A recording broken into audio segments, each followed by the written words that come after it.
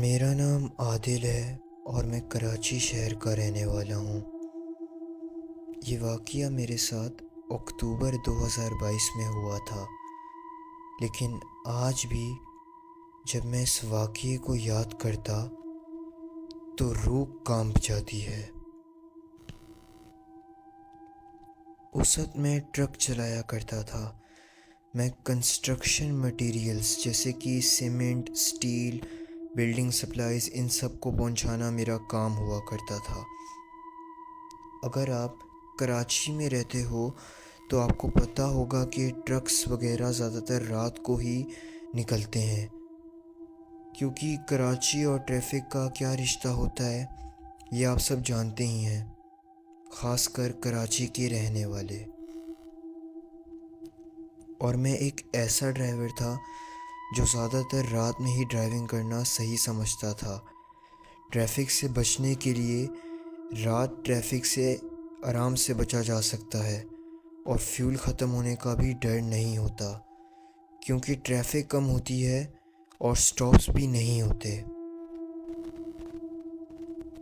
مجھے اس وقت ڈرائیونگ کرتے ہوئے تقریباً 8 سال ہو گئے تھے،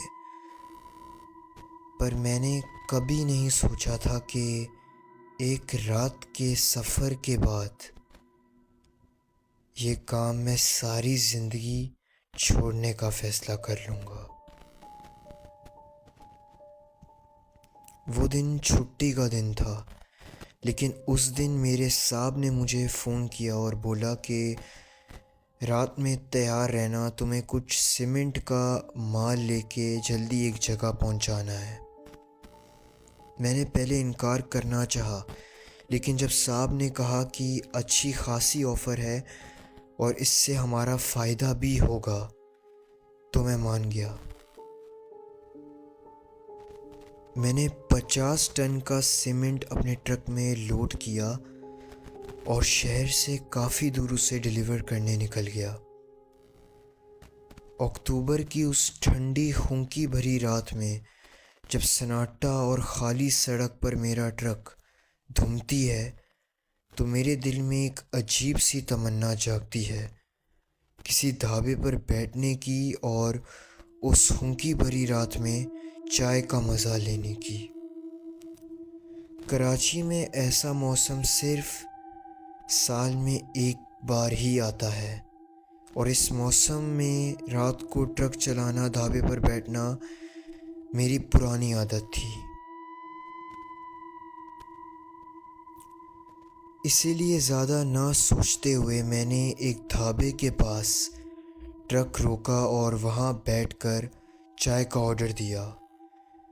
وہاں 4-5 افراد کے علاوہ کوئی نہیں تھا۔ میں بس چائے کو پیتے ہوئے اس خونکی کا مزہ لے رہا تھا اور پرانے خیالاتوں میں گم تھا۔ وہ چاندنی رات، چائے، خونکی، بہت خوبصورت منظر تھا، مگر ان سب میں مجھے یاد آیا کہ رات بہت ہو گئی اور وقت سے پہلے پہلے مجھے سیمنٹ ڈیلیور کرنا ہے۔ میں نے جب ٹائم دیکھا تو 2:30 بج رہے تھے، جبکہ میں 12:30 بجے نکلا تھا۔ میں فوراً ٹرک میں بیٹھا اور جی ہاں، آپ سب سمجھ ہی گئے ہوں گے، سب سے بڑی غلطی جو ہر انسان ان قصوں میں کرتا ہے، میں نے شارٹ کٹ لینے کا فیصلہ کیا۔ جس جگہ سے میں نے اب جانا تھا وہ جگہ کراچی جیسے شہر کا حصہ تو بالکل بھی نہیں لگتی تھی۔ وہ ایک گھنا جنگل تھا، چاروں طرف بس درخت ہی درخت، روڈ پر گھاس ہی گھاس اور جنگلی جانوروں کی غرانے کی آوازیں۔ لیکن مجھے تو بس اپنا کام جلد سے جلد کرنا تھا۔ ان سب پہ نہ دھیان دیتے ہوئے میں نے اپنا سفر جاری رکھا۔ اس راستے پر آنے کے کچھ دیر بعد اچانک میرے ٹرک میں کچھ گڑبڑ ہونے لگی اور لگ بھگ 1.5 منٹ بعد ٹرک رک گیا۔ مجھے سمجھ نہیں آئی کہ ایک دم سے ٹرک کو ہوا کیا۔ وہ چھٹی کا دن تھا، پورا دن میں نے ٹرک نہیں چلایا تھا، تو فیول اینڈ ہونے کا تو سوال ہی نہیں تھا۔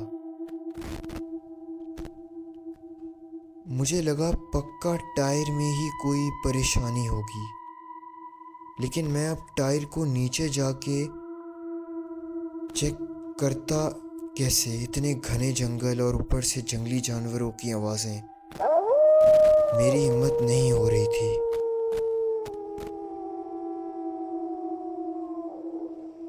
پر سمجھ میں بھی کچھ نہیں آ رہا تھا۔ پوری رات اس جنگل میں رہنے سے اچھا ہے کہ رسک لوں اور جلدی سے جا کے ٹائر چینج کروں۔ میرے ذہن میں آیا کہ اس کام کے لیے اچھا دام بھی مل رہا ہے، یہ بات مت بھولو عادل۔ اور اللہ کا نام لے کے میں نیچے اترا اور دیکھا کہ واقعی ٹرک کا ٹائر پنچر تھا۔ میں تھوڑا حیران ضرور تھا کہ صبح سے ٹرک تو استعمال کیا نہیں تھا، تو ٹائر کو کیا ہوا؟ مگر اس بارے میں زیادہ نہ سوچتے ہوئے میں نے ٹائر چینج کیا اور اپنا سفر جاری کیا۔ جب میں ٹائر چینج کر کے ٹرک کے اندر بیٹھا، ٹرک کو سٹارٹ کیا، ایک چیز یاد آئی کہ جب میں ٹرک کا ٹائر صحیح کر رہا تھا تو پیچھے جھاڑیوں میں سے کسی کے چلنے کی آواز صاف صاف میرے کانوں کو سنائی دے رہی تھی۔ کوئی جانور ہی ہوگا، یہ سوچتے ہوئے میں نے اس بات کو نظر انداز کیا۔ میں اس گھنے جنگل میں اس خنکی والی رات میں ڈرائیونگ کرتا ہوا اپنی منزل کی جانب بڑھ رہا تھا کہ تبھی ٹرک کو ایک زوردار جھٹکا لگا اور میرا ٹرک ایک مرتبہ پھر اس گھنے جنگل میں رک گیا۔ اس بار میں فوراً نیچے اترا اور دیکھا کہ ٹائر تو بالکل ٹھیک ہیں۔ میں نے ٹرک کو بھی صحیح سے چیک کیا اور اندر جا کے دوبارہ سے ٹرک کو سٹارٹ کرنے کی کوشش کی، پر ٹرک سٹارٹ نہیں ہوا۔ میں نیچے اترا اور ایک مرتبہ پھر ٹرک کو چیک کرنے لگا، لیکن کہیں کوئی ایسا مسئلہ نہیں تھا۔ میرے دماغ میں آیا کہ کیا ہوا اسے ٹرک کو، یہ سٹارٹ کیوں نہیں ہو رہا؟ وقت نکلتا جا رہا تھا، رات بہت ہو گئی تھی اور ابھی بھی میرا سفر لگ بھگ 2 گھنٹے کا تھا۔ میں باہر کھڑا ٹرک کی اس غیر معمولی مصیبت کے حل کے بارے میں سوچ ہی رہا تھا کہ تبھی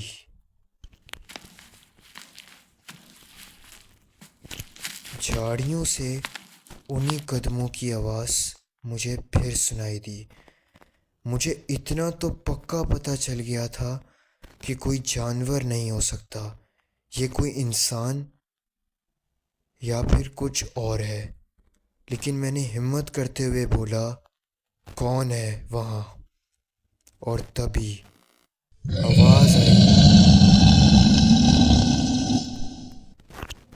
یہ آواز سن کر میری سانسیں تیر گئیں اور میں فوراً ہی ٹرک میں جا کے بیٹھا۔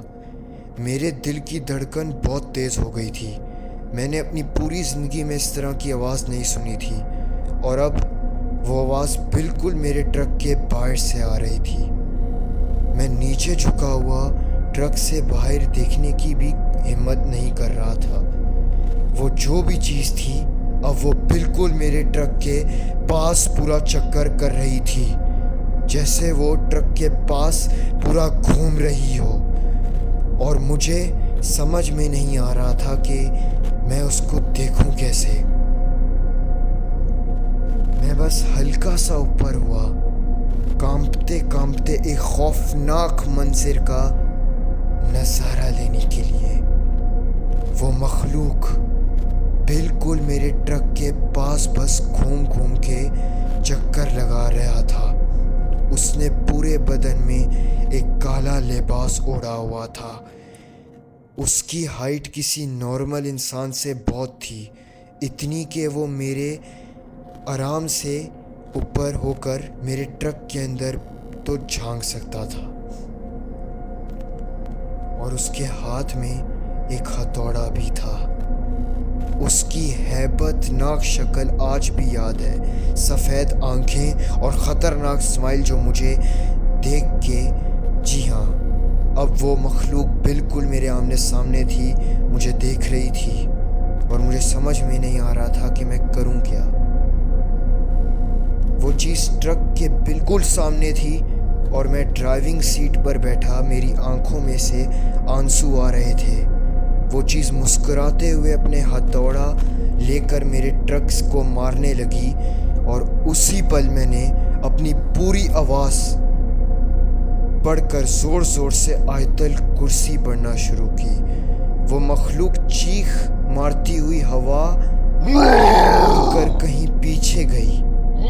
चीख से एक मर्तबा फिर मैं डर में खोने लगा, लेकिन आयतल कुर्सी पढ़ना मैंने जारी रखी और तभी मेरा ट्रक स्टार्ट हो गया और मैंने ट्रक ऐसे भगाया जैसे मेरी ज़िंदगी का आखिरी सहारा मेरा वो ट्रक ही हो। आयतल कुर्सी की वो रहमत और अल्लाह ताला का लाख लाख शुक्र है कि मैं उस जंगल से बाहर आ गया और उस भयानक मखलूक से बच गया। इस सब के बाद मुझे 3 हफ्ते तक बहुत तेज़ बुखार रहा था। मैं रात को सो नहीं पा रहा था, पर अल्हम्दुलिल्लाह अब सब कुछ नॉर्मल हो चुका है। मेरे साथ जो कुछ भी हुआ, अगर अल्लाह ना करे अगर ज़िंदगी में ऐसा कुछ आपके साथ होने वाला है या हुआ है तो आयतल कुर्सी पढ़ना ना भूलिएगा। जज़ाकल्लाह।